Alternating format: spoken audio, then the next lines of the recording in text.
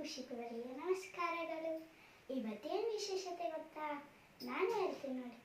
ಸಂಕ್ರಾಂತಿ ಬತ್ತು ಬತ್ತು ಬತ್ತು, ಮನಸ್ಸಲ್ಲಿ ಮನಸ್ಸು ಹೋಗಿತ್ತು, ಎಲ್ಲೂ ಬೆಲ್ಲ ಬೀರಾಯಿತು, ಕೊಟ್ಟುತ್ತರೋ ಮಮತಾಯಿತು ಲಲಲಲ.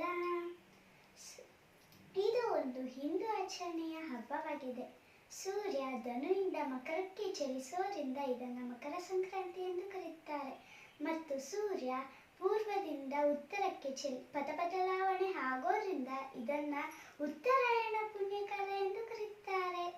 ಮತ್ತೆ ನಮ್ಮ ಶಿವಗಂಗೆ ಬೆಟ್ಟದಲ್ಲಿ ಗಂಗಾಧರೇಶ್ವರ ಮತ್ತು ಹೊನಾದೇವಿಯ ಕಲ್ಯಾಣೋತ್ಸವ ನಡೆಯುತ್ತೆ.